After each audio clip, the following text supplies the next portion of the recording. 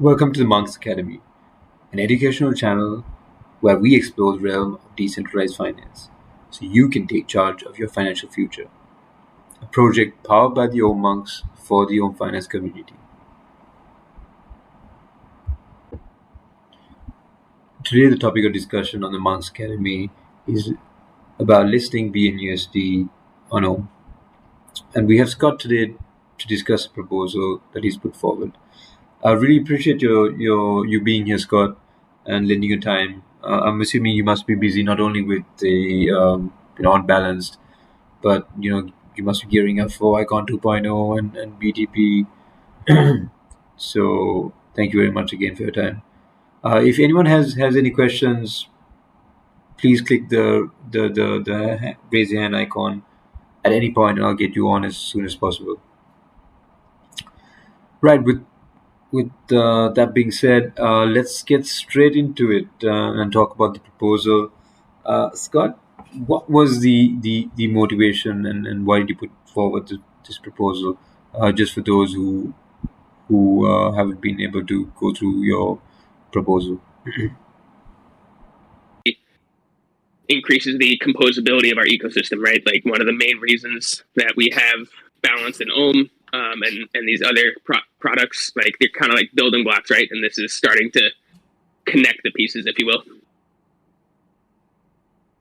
Okay. Scott, is there a reason why we are launching it now? Because initially Bnusd was not added to the Omm launch. Because I assume it was considered to have a lot of potential lenders, suppliers, but very few borrowers at that time. On the money market, it's important to have a borrow side demand in order to have a proper interest rate for the suppliers. And in order to have borrow demand, you need enough use cases other than the supply side. So what has changed in your vision to now have Bnusd added to Omm at this point? Is it expectation of increased ICX buying, maybe speculating on the price of ICX or the ICR drop, or maybe new assets being added to Balanced once BTP is going live? Yeah, I think that and more collateral types being added to Balanced, which enables more Bnusd minting, and then being able to lend that Bnusd on Omm adds additional use case and utility to the token. And yeah, I mean, I guess like I've been interested to have Bnusd on Omm from the start. To be honest, I think like the making sure that the Bnusd is a new style of algorithmic stablecoin. So I think seeing it out in the wild first before adding it to Omm was probably the logic there. I don't know, Daki can maybe speak more to that, but I definitely have been interested in having it there. Yeah, I think that was my question. I think in hindsight, would you guys have preferred having Bnusd right there from the onset? So judging from your answer, I guess that's a yes. Yeah, I mean, sure. I think as you can see, like basically on the proposal right now, I mean it's kind of proposed differently. So I think it makes sense to kind of. I think when the Omm was going live initially, like I think Bnusd was still seeing a lot of volatility in the price. So I think the rebalancing mechanism and whatnot has like some of them have been implemented. So I think some of these features that were the Balance launch rolled out recently, I think was like kind of being waited for. And then also, if you look at it right now, it's coming with some restrictions. It's not going to be used as collateral and whatnot. So probably makes sense, I think, to have everything kind of ironed out and then kind of starting adding assets with some of these tweaks, basically. Yeah, and then just to expand on that, the feature that Daki's talking about is reverse rebalancing. So one thing we didn't have a protection for when Balance first launched was if Bnusd started mooning, essentially. If there was like an insane amount of demand for Bnusd, there was no mechanism in place to stabilize it. So we now have that. I think we've had it for like a month or so and seen it kind of in the wild. So that helps as well to have stability in both directions. Yeah, that's true. And also just on the potential benefits of listing Bnusd on Omm, I guess TVL. I think you mentioned in the proposal that you expect deposits to go up in the region of 20 to 30 million dollars. I just want to ask you, how do you arrive at that estimate? And I just want to get your thoughts. Why would someone use a deposit BNUSD, especially if they can't use it as collateral? So I think you would. Well, yeah. I mean, I think the ability to the reason you would want to lend it is to essentially put your BNUSD to work. It's another area to soak up kind of circulating BNUSD supply. Okay. And then we can kind of manage the supply from there once we see how much demand there is to lend it. Yeah, I mean, there's a couple of questions in there. I feel like I missed. Yeah, just that the calculation or the estimate that you made that you expect at least 20 to 30 million dollars deposit or TVL to increase for Omm, which you mentioned. Right. Yeah. I guess I was comparing it to USDS, which is kind of far more scarce than BNUSD, especially in the Icon ecosystem. It requires KYC to mint it.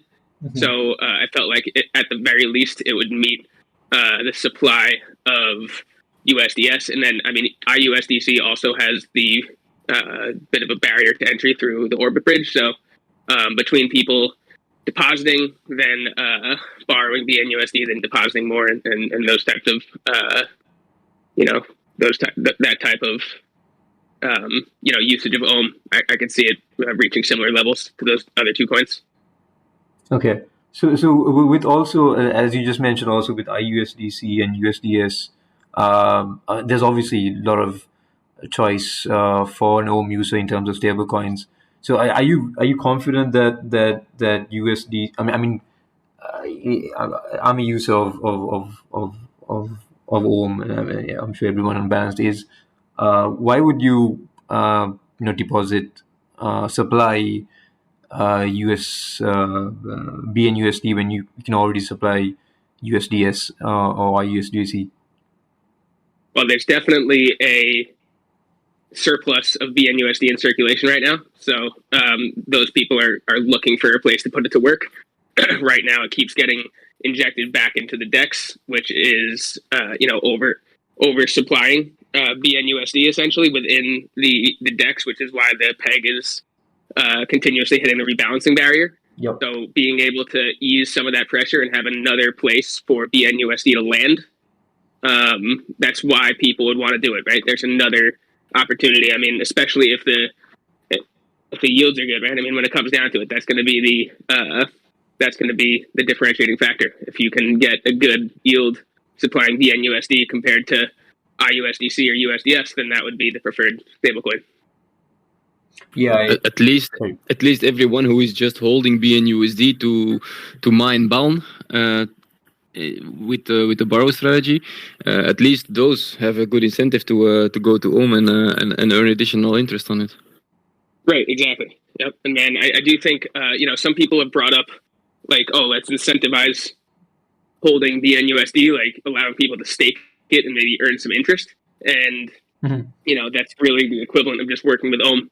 I think people don't really connect the dots there, but that is exactly what it is. It's the same thing. And then if the yields aren't satisfactory, we could see kind of how it behaves in the wild. Then Balanced community can discuss if we want to add additional incentives to depositing on Omm, just like they were discussing adding incentives to lock it and stake it to earn interest. So there's no reason you would incentivize locking it when it could be rehypothecated on Omm.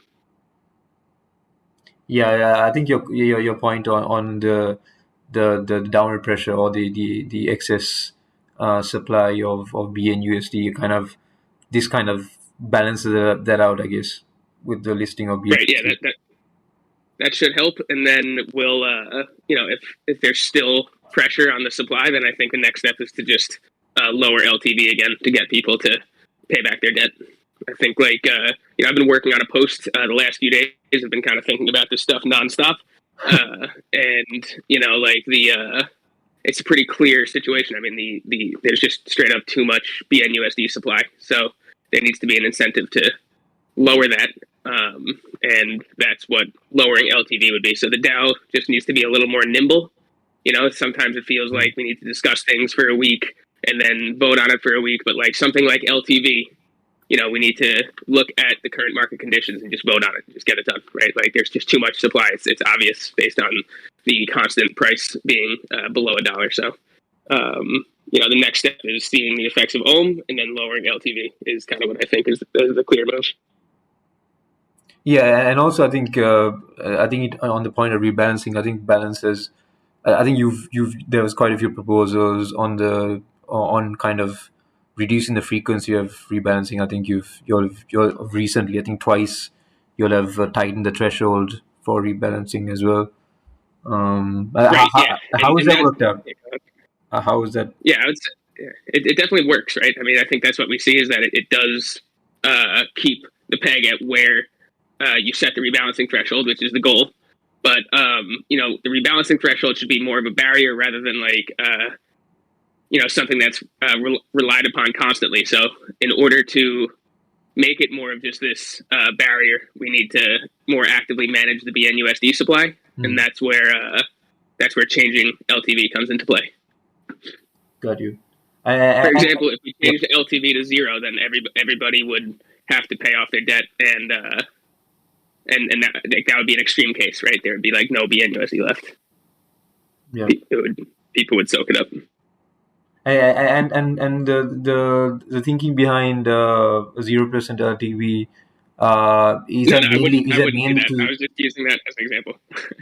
No, as in the reason for bringing out in the proposal where on Omm. Is that solely to stabilize, as you mentioned, to kind of reduce the risk, or is it also kind of to improve liquidity for BNUSD as well, where people, I guess, have to bring in other assets to kind of borrow BNUSD as opposed to using BNUSD as collateral and then borrowing against the collateral of BNUSD?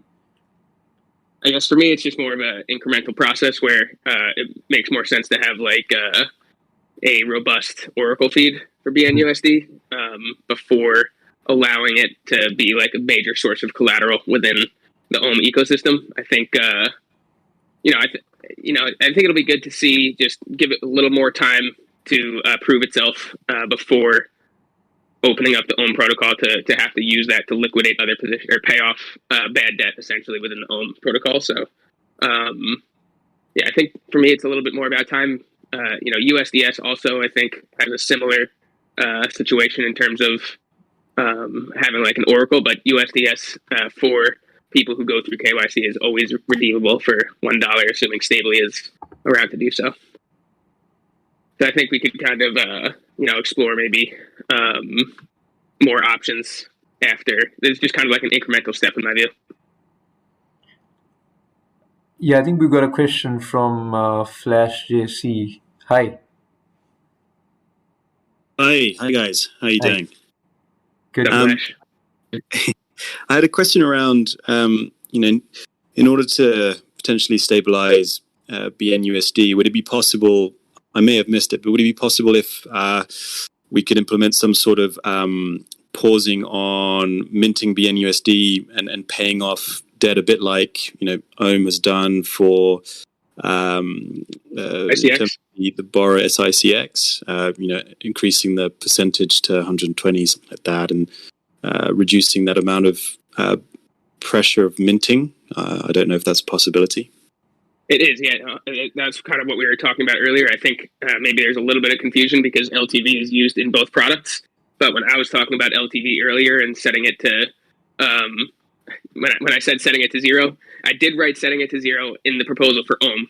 But I was also talking about it on Balanced, although I wouldn't set it all the way to 0. What I would do is set it back to maybe 20 to 25%, which is going to hinder the amount of BNUSD that can be minted by borrowers. So that would obviously lower the supply. So that would be the next step. I think I was considering starting the proposal like as soon as possible, but at this point, it wouldn't go live until after the Omm listing went live most likely. So I think, or at least shortly, like around the same time. And I'd rather wait and see what happens rather than jumping the gun on changing the LTV. All right. Yeah, sounds But good. that is the ultimate solution. Yeah, like you said, you just got to stop people from minting BNUSD. Right? There's just too much, so got to stop the minting. I mean, I think if you had that combination of allowing people to supply BNUSD in the open money market to get a yield from it, would obviously stop or allow people to, potentially also make sure they don't keep, selling it or, just to stabilize the price maybe as well. Yeah. Right. Yeah. Absolutely. And then another thing I was just thinking is if there could be an interesting dynamic between Omm and Balanced, where Balanced aggressively lowers LTV. That would actually increase the borrow demand on Omm for BNUSD because there won't be another place to get it, essentially. So, if minting is shut off or harder to do on Balanced, that increases demand to borrow on Omm.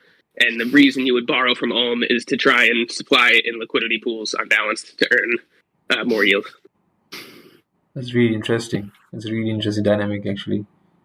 And also, I just want to ask you, Scott, where you mentioned early on, I mean, obviously keeping BNUSD out of the price oracle for Omm and giving it a value of $1 per BNUSD. What kind of dynamics, obviously, that could bring about some arbitrage opportunities between Omm and Balanced, and would that bring any sort of risks? Wouldn't say that it brings about arbitrage necessarily, like in terms of the traditional sense. But I guess one thing you'd be able to do is borrow. Like, let's say the demand for BNUSD skyrocketed, and even so, it can never deviate because of rebalancing. Can never deviate by more than 2.5% currently. So any arbitrage that you would get would be very brief, where someone could borrow from Omm where it's pegged to $1, and let's say in some extreme situation for whatever reason, maybe ICX price is dumping, then people are trying to get BNUSD and it's at $2 or something. You'd be able to borrow from Omm and buy ICX at a much more favorable price, essentially. But I mean, that's all. You could also do that through Balanced. So I think the likelihood of a major dump happening, a major pump of BNUSD price happening without rebalancing and without Balanced borrowers minting more to buy cheap ICX is pretty unlikely. Yeah. I was more suggesting. I guess the operation would have to happen through a bot or smart contract, like something like a flash loan, where it's right. Some kind of process like that. I guess the Rhizome guys will probably take advantage of it if there is an opportunity. Well, actually, what we just did yesterday was add a rebalance button to the user interface, so that way people can stop feeling like it's something being done to them, and they can log in and click the button and adjust the price. And if the price happens to be really off while you're online, you could essentially predict the direction the market is going to go. So you can either buy or sell ICX with BNUSD and then click rebalance a bunch of times and then reverse your trade, and you should be able to make some money with that. So that just increases the amount of people who can trigger rebalancing instead of just the handful of developers running bots in our ecosystem. I think that's really good. So this is on metrics, or is it on Balance? No, this is on Balanced UI. Okay. In production right now, yeah. All right. The button only appears if rebalancing is possible. Do you have a timeline when it could be going live? No, it is live. Yeah, it's live. It is live already. Yeah, but you're only going to see the button. You'll see the button on the trade page, and it only shows up if rebalancing is possible, right? If it's outside of the threshold. Okay. So it tends to the more people get used to this, it's going to disappear quicker and quicker as people notice it, click the button, and then it only takes it'll depending on how many people do it, it would go away pretty quickly. Okay, I never noticed it even. Was it communicated with a sprint screen, for example, where you could see the button? I didn't tweet about it or anything, but people have noticed it in the app, and we'll include it kind of in our monthly roadmap update of things that were changed, like enhancements to the front end. I think many might have missed that. Yeah, no, I agree. Yeah, tweet would probably be a good idea.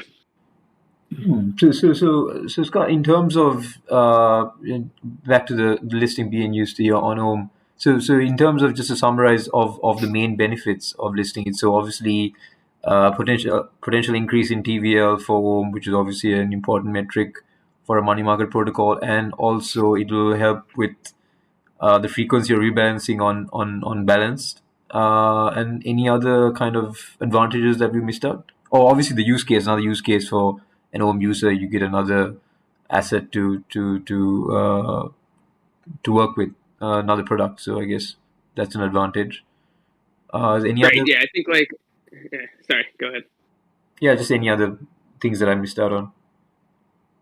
One thing that I'm kind of hoping to see, I think it'll take some time for this to happen through like spreading awareness and hopefully like a sustainably good yield on BNUSD using Ohm, maybe through like some balanced incentives as well. But I kind of walked through this example of the Luna UST and how it stimulates demand for Luna on a centralized exchange. So, if BNUSD has a nice yield on Ohm, you could see kind of a similar path where people would deposit USDT to Binance. They would buy ICX with the USDT. They would send the ICX to their wallet. They would sell it for BNUSD, and then deposit BNUSD on Ohm if it's getting a higher yield than USDT, and then that's kind of what I'd hope to see happening kind of longer term. I don't see that happening like short term, but longer term when BNUSD is available in more places and has spread some more awareness about it, I think that's something that could happen. Yeah, I guess bringing fresh liquidity into Icon, I guess. Right. Yeah, and stimulating demand for ICX in like a tangible way. Yeah, we got Flash JC back on. Hi again, guys. Thanks. Yeah, Scott, I was interested that you brought up that example of Luna and that also boosting the demand for Luna. Would it be something that we can consider either the Balm token or the Ohm token to, if you are a holder, you could be incentivized by getting a better yield on some of the stable coins, one particular BNUSD, which potentially could create more stability in the market there? Yeah, I mean, that's something I haven't necessarily considered. That could be like, so yeah, I mean, I haven't spoken to Daki about this, but, so Balanced is implementing curve style economics where you lock balance tokens to increase your yields on Balanced. Okay. And in theory, Ohm could implement something similar as an enhancement to their current staking mechanism where you could lock Ohm tokens for up to 4 years. And the longer you lock and the more you lock, the more you can boost your yields and your governance power. So that could be something. Developing the curve style economics is a pretty big lift, but once it's written in Java and on Icon, then other people will be able to leverage it pretty easily. So we're kind of building out all those building blocks for other people to use as well. Okay, yeah, that'll be really interesting if that's something Ohm would consider as well, which would then further, I'm assuming, stabilize the buying or selling pressure of a given stable coin as well. Right, yeah, and also add additional kind of demand for the governance token. Yeah, exactly. Yeah, improving Ohm and Balanced demand. Yeah, right. Yeah, I'm excited for that, and the user interface that Parrot 9 is built for the Balanced token locking and boosting your yields and stuff is pretty sick. So I'm excited for that. Nice. Thanks, guys. Yeah, no problem.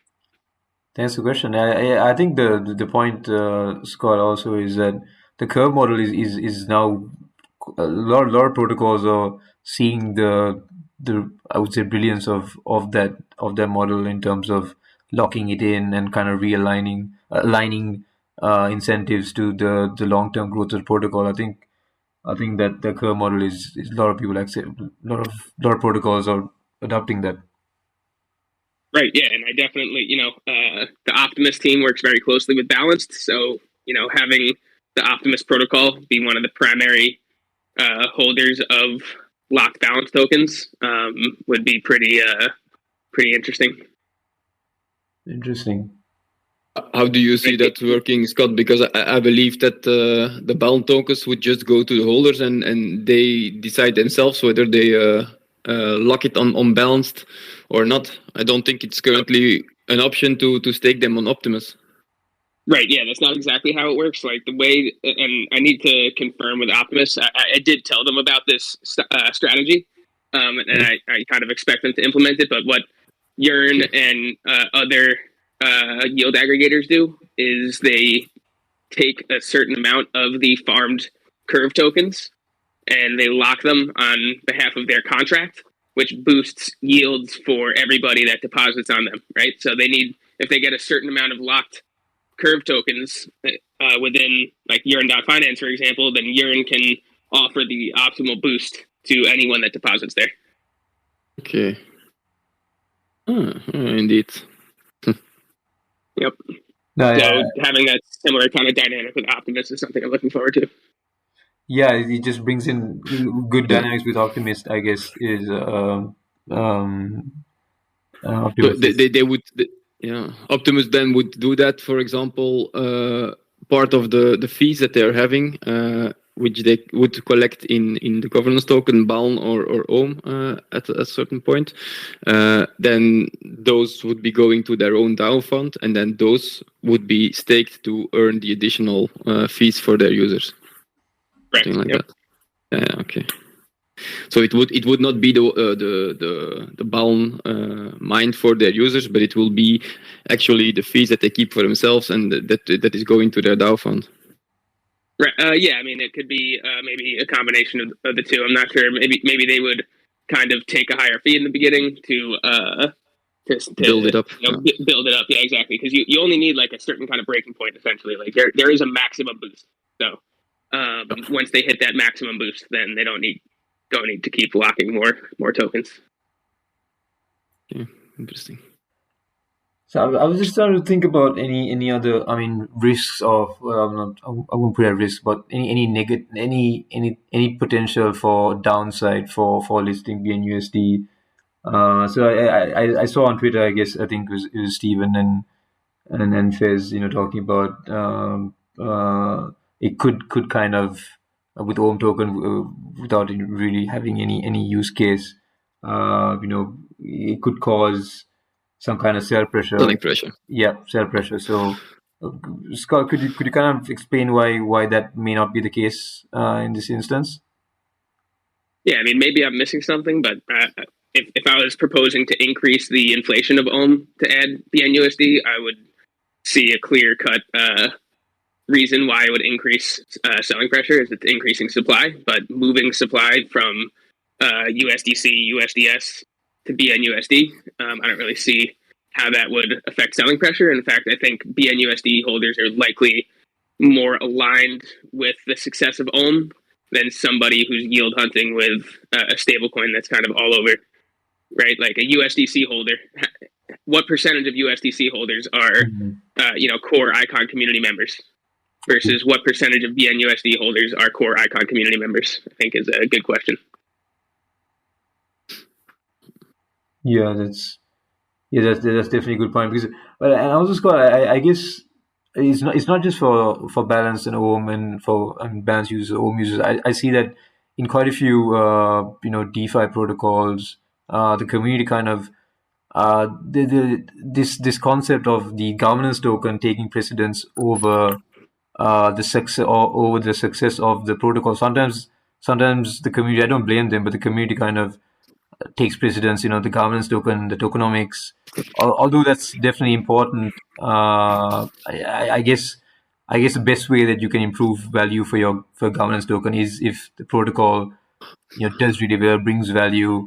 Do you see that as a problem that really needs to be? I don't know how a protocol can solve it, but is that a growing problem? Do you see that? I'm not exactly sure I understand the issue. Are you talking about kind of like a conflict of interest between the interest of the protocol and the interest of token holders? Yeah, of the governance token. Sometimes, they want the tokenomics to be just right. Sometimes they forget that the importance of, creating value for the protocol in general. Sometimes there could be a conflict of interest sometimes, in terms of the governance token. There could be sell pressure, but then sometimes, a certain proposal can be more valuable for the protocol. So I guess for long-term growth, it's important, but yeah, short-term, there could be certain dynamics that upset the governance token in terms of the price and things like that. Interesting. Yeah, I don't know how much I would say that I see a lot of conflict of interest between people looking for value for the governance token and the success of the protocol. I mean, I like definitely human beings in general can be short-sighted, and missing kind of the long-term vision. So I would agree with that. But I actually think there's more, instead of a conflict of interest between, let's say, balance tokens and the success of the balance protocol, because I do think like an increase in balance token value ultimately reflects more success of the protocol itself. And it's a good way to attract new users and stuff. But what I do see happening in terms of a conflict of interest is the users and the management of the DAO, essentially, right? Like, Okay. if I could see there being pushback against lowering LTV, right? Even though it's kind of an objective truth that there's too much BNUSD supply given the current utility of it. That's like an objective truth, right? It's always below $1, so we need to lower the supply. That's just economics. I could still see. Well, we'll see it happens, but I could see borrowers being like, "Well, I want to be able to mint more BNUSD. Like, why are you stopping me?" And like rebalancing, for example, is another good example of like something that's really good for the protocol and good for balance tokens, but frustrates users. Just look at what happened with Omm, right? Like, you guys needed people to pay back ICX that was borrowed. And the way that you incentivize people to pay back ICX is you jack up interest rates, right? Like, balanced, when you want people to pay back BNUSD, rebalancing starts happening and it forces people to pay off their debt, right? That every one of these crypto borrowing or lending protocols, like, these are anonymous protocols. There's no credit score, right? There's no reputational risk. I'm not going to have it's not going to affect my mortgage if I don't pay off this debt. So there needs to be some incentive. There needs to be accountability and there needs to be game theory involved and financial incentives to either pay back your debt or create more debt. So it's like, that's kind of how these protocols work. So, I can see it's like borrowers getting pissed. Oh, my rates on Omm just jacked up to 120%. Screw this. It's like, dude, this is how these work, right? Like, that's just how you need to get people to pay back debt. Exactly. I mean, they just forget sometimes it's supposed to be for short term and not for long term borrowings. Yeah, no, I mean, even like USDC debt yields going up. I don't know. I could see. Just sticking to balanced, right? The frustrations I've seen around rebalancing. It's like, well, rebalancing is occurring because people need to pay off their debt, and then people are getting frustrated. And like, it's interesting because the result of the frustration is they pay off the debt, right? Which is really what the protocol wants. People are like, oh, I don't want to deal with rebalancing anymore, so I need to buy up some BNUSD and pay off my debt. And that's exactly what the protocol is designed to do. So it's working as designed, but having more messaging around it so there's less frustration and just more understanding, I think, is important. Yeah. In terms of my personal, experience with it, yes, obviously I've got a lot of rebalancing, but it somehow worked out because I bought back with the BNUSD I had, bought back ICX, and it pretty much worked. I just kept on getting a bit more ICX. It didn't work out every day, but most times I think it averaged. Yeah, it's not going to work out every time. Yeah, it's not going to work out every time, but ultimately, like, what the protocol needs right now is either more demand for BNUSD or less supply, and I see kind of both of those happening over the coming weeks. So I'm feeling pretty good these days. I've been thinking a lot about the design of BNUSD as an algorithmic stablecoin versus something like UST versus something like DAI, and I'm getting excited about the fact that we've designed something new here, something unique that has more protections in place for like a death spiral situation. That actively manages supply and demand using borrower positions, and I'm excited to kind of see this through. with this mechanism and continue to hone it. So, yeah. Yeah, brilliant. I think, yeah, in terms of the proposal for listing, I think we went over most of the things. Oh, and also, I guess the reward mechanism is pretty clear. I think what you're suggesting is to even out the reward for Ohm rewards with 40, 20, 20, 20. So basically breaking up the existing BNUSD, USDC rewards and giving it to the BNUSD market. Right. Yeah. Yeah. One thing that I've been discussing in the Balanced community with one of our community members, Arch. Want to give him a shout out here because he really kind of hammered home this point about cheap liquidity, and I can kind of share that rationale here with the Ohm community as well. Like, I think it's you guys have a good example here where ICX has the highest allocation to it because it's the easiest to get, and you're going to get the highest TVL per Ohm token spent of inflation.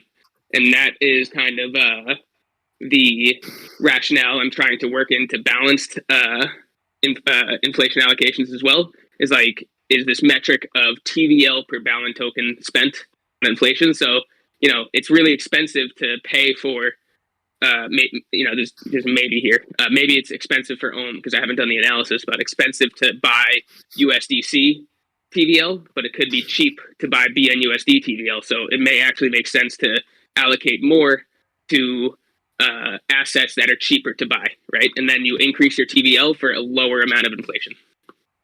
Oh, okay. So this is just a different way of thinking about it. Like, I used to think about it with more impermanent loss, you should get more rewards. But the way I'm thinking about it now is a better metric is TVL per Balance token spent. And a pair like SICX BNUSD and Balance BNUSD, those are expensive pairs. And that's why in the latest BIP, I trimmed those two and added them and doubled the amount to Balance SICX because I think that's cheaper liquidity, right? And so are the stablecoin pairs. Those are cheaper liquidity to buy. Interesting. So what this metric, what you suggest is the cheaper the liquidity. I guess it's a way to understand to find out which is cheaper and which is not, and I guess rewarding on that basis. Is that right? Right. Exactly. Yeah. Figuring out what TVL you have based on the and so you take your TVL and you divide it by the or you divide the inflation allocated to it by the TVL, and you figure out the essentially the cost to the DAO to buy that TVL. And that's kind of what I'm going to be thinking about on a going forward basis in terms of how I propose Balance token allocations. Interesting. I think since we have Scott and DK as well, I just wanted to ask you guys, what kind of in the future, what do you guys want to see the two DAOs kind of what do you kind of want to see in terms of maybe a DAO to DAO token swap probably very soon? I don't know. What kind of things? that could be pretty interesting. I was thinking of I think when Optimus launches, it'll make it a bit easier. But I think the Balanced DAO fund, lending it on Ohm makes a ton of sense. So that's the kind of direction that that's kind of some low hanging fruit that we could do. That I'd be really interested in pursuing. But I think I talked to our smart contract guys, and it's easier to wait for Optimus to launch, and then Balance can deposit into Optimus, which would deposit into Ohm rather than depositing into Ohm directly. Got it. DK, any? Sorry. Hi. Yeah, go ahead. Yes, I think just expanding on the cheaper liquidity. I think to certain degrees there is benefit to that, but I think it's not always the case.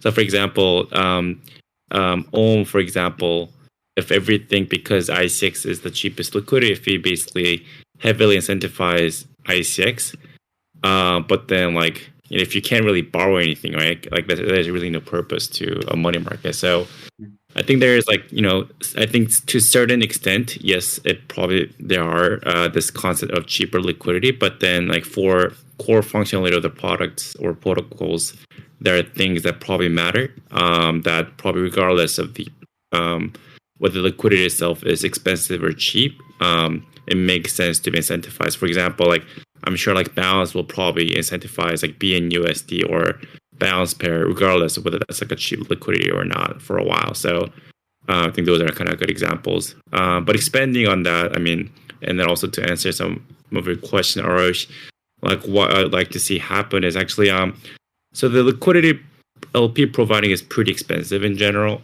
So I don't know if you guys been following what's happening in the Ethereum ecosystem, but with this whole DeFi 2.0 narratives, there's been a lot of discussions about protocol control value.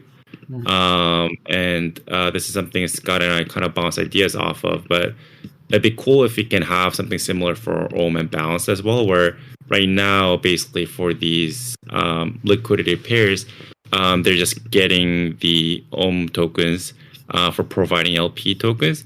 But what some of these projects like Olympus and like some other projects that are using Olympus Pro are doing is basically the users are providing LP tokens in exchange for governance tokens for a discounted or vested period. And that actually makes it pretty interesting dynamics, because afterwards, protocols start owning some of the liquidity. And in the Olympus case, actually, I think they own like 99% of the liquidity. So it actually creates more, I think, values that are held by the protocol. And then also it creates other potential, like somewhat of a, you can call it revenue stream in a way, because you own a lot of liquidity pair.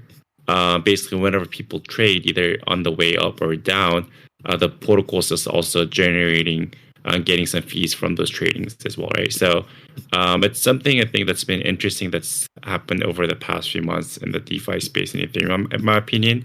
And it'd be good if we can, like, I don't know, have something like that implemented for Omm and Balance, and kind of in the initial stage of kind of discussion to see like how that's possible and whatnot. Yeah, I think that's brilliant actually, because I think that kind of protocol own liquidity, I think is so powerful, because obviously the users become obviously the own market makers, and I guess the protocol doesn't really have to spend too much on market making fees. I guess that's a saving as well. I think there's so many dynamics. I think as you said, Olympus has gone a bit of step ahead of maybe Tokamak and stuff like that. In terms of that aspect, I think that's something that brings a really interesting dynamic. Yep. Yeah, just on the I think we've something I really need to ask. I think Scott, and I think I've asked DK in past sessions as well. I just want to get your opinion, Scott, on just your personal opinion on this, on the ice snapshot. I know no details have been pretty much provided, but what would be your personal opinion? Would you prefer, if from a user perspective, say you're a user of ice not of the ice ice airdrop, would you prefer a retrospective airdrop, or would you prefer an airdrop in the future? Say you were a user, or I mean, what would you, obviously you as a user you would prefer a forward snapshot date, but in overall scheme of things, what would you prefer? Yeah, I would definitely no hesitation prefer a forward-looking airdrop. I think like retroactive makes sense for in some scenarios, but I think you miss out on a lot of just a lot of excitement by doing it that way. I think that would be like if we announced tomorrow, Ice Snapshot was done like a month ago. I mean, does anyone think that would be a positive for the community? I personally think that would create a lot of frustration and are you kidding me kind of statements. So that's kind of my view there. I don't have a specific view on like whether it should be a specific date. I think like maybe a range would make sense. Like we're taking the snapshot during the month of whatever or the week of whatever. I think that makes sense. But doing retroactive, I think, would be a mistake here for the reasons I mentioned. Do you think it could cause, obviously, the thing against the a forward-looking snapshot is it could create a kind of gaming the system, or like kind of pump and dump scenario? That's a real possibility, isn't it?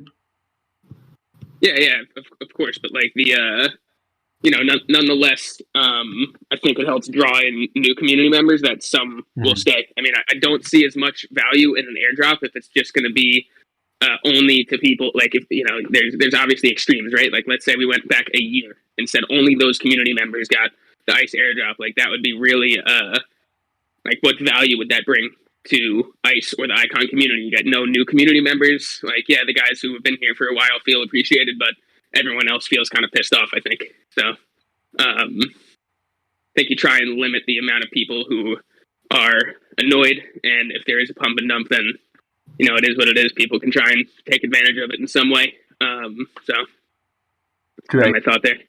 So I guess the marketing aspect trumps over.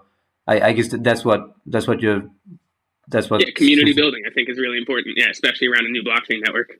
True. Okay. I think obviously Omm as a protocol had to I mean, a lot of adjustments that had to be made, and I think there were suggestions also to the extent of hopefully the ICE snapshot would have been before Omm launches, so less problems for Omm, I guess. Right. Yeah. No, I could see that for sure. Lending money market protocol definitely. With rehypothecation, it gets confusing. Yeah. Any other questions? Any other the audience? Any other questions? If you have any for Scott or DK, just raise your hand. But I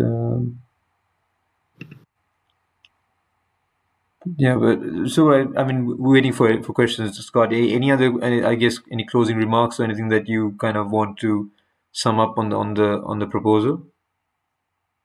No, I mean, I think I'm really excited for this next step of composability between Omm and Balanced, and I think from there, Balanced is exploring adding new collateral types. Balanced tokens would probably be first. Then we could consider Omm tokens and kind of go from there. So I think that'd be more composability, and even potentially being able to lend collateral on Balanced on Omm would be another layer of composability that I'd be interested in.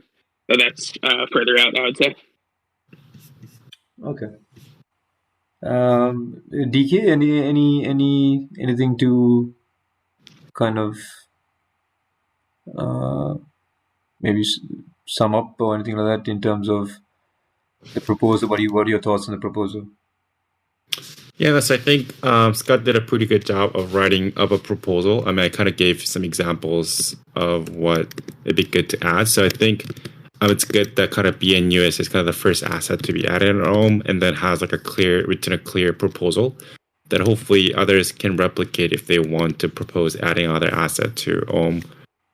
So I think it's a good start. Excited to see how it kind of works out. And then hopefully, we'll see after it kind of works out. Like, I'm sure like more people will try to add more assets to Omm, and it would be interesting to see how that kind of works out as well. Okay, brilliant. And then DK and Scott, what do you think will need to change? Just stability of BNUSD proven over time to have it also used as an asset to borrow against? I think that would be fair. Yeah, just more use case in the proposal. I wrote, having an oracle, but I think there could be other. I think proven stability would also be a reason to increase the LTV, kind of similar to how USDS is pegged to $1, but has LTV because it's a proven system, right? Redemption for $1 to your bank account, I think, is pretty proven. So, giving BNUSD more time to prove itself, I think, would be another potential path to increasing the LTV from my perspective, but ultimately it'd be up to the Omm community's comfortability with that.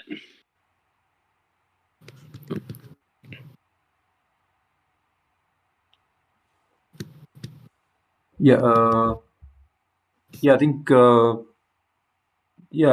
good. I think any other questions maybe for just to close it off? All right. All good. All right. Thanks a lot, Scott, very much for your time. I know you're a busy man, and DK as well. Thanks a lot for your time. And really looking forward to the next couple of weeks with Icon 2.0, BTB, hopefully an ICE announcement in October. So right. Yeah, exciting times. Absolutely, yeah. Thanks for hosting, Arosh. You always do a great job. Always good discussion here, and I appreciate the effort you and the rest of the Omm community puts into these sessions. Thanks a lot, Scott. Really appreciate it. Yep. All right, take it easy, guys. Take care. Thank you. Take care, guys. Take care, guys. Thanks, guys.